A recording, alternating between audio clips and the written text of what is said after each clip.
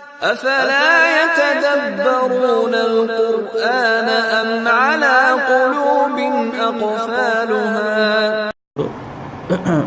نبی کو اور جو نبی کے ورثاء ہیں علماء، داعی شخص کے لیے رات کا قیام بہت ضروری ہے، عام مسلمان کے لیے بھی، ہر مسلمان کے لیے، لیکن داعی شخص کے لیے تو بہت زیادہ اس کی ضرورت ہے. یہ جو مشکلات ہوتی ہیں یہ مشکلات آسان ہو جاتی ہیں، اور اس امت کا ہر شخص داعی ہے. اصل میں کوئی بندہ دعوت نہ دے ایک الگ بات ہے، وہ اپنے فرض سے کوتاہی کر رہا ہے.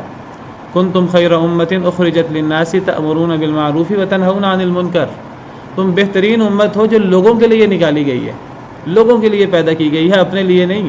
صرف اپنے لیے عمل نہیں کرنا، اپنے آپ کو عذاب سے نہیں بچانا ہے. سب سے پہلے تو یا ایھا الذین آمنوا قوا انفسکم واہلیکم نارا، سب سے پہلے گھر کے اندر جہاد کرو. وامر اہلک بالصلاۃ واصطبر علیہا، گھر والوں کو نماز کا حکم دو، خود بھی ڈٹ جاؤ. حضرت اسماعیل کا ذکر کرتے ہوئے فرمایا کہ وکان یأمر اہلہ بالصلاۃ والزکاۃ، اپنے گھر والوں کو نماز کا زکوٰۃ کا حکم دیتے تھے.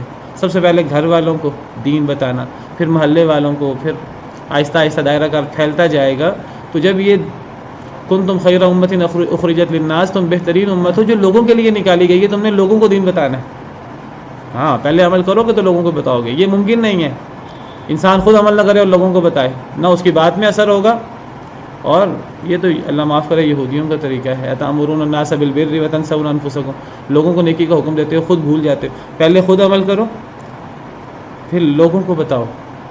تم لوگوں کے لیے تم بہترین امت ہو جو لوگوں کے لیے نکالی گئی ہے. تمہارا کیا کام ہے بنیادی؟ تأمرون بالمعروف وتنہون عن المنکر، تم نیکی کا حکم دیتے ہو، برائی سے روکتے ہو. یہ اس امت کی خصوصیت ہے. پچھلی امتیں بھی یہ کام کرتی تھیں، یہ امت خاص طور پر. تو جب یہ کام ہوگا امر بالمعروف نہی عن المنکر، لوگ کہیں گے یہ تو بس مخصوص طبقے کا کام ہے، ہم نے تو کاروبار کرنا ہے اور ہم نے تو اپنی دنیا داری کرنی ہے، یہ تو مخصوص طبقے کا کام ہے، یہ ہر شخص کا کام ہے.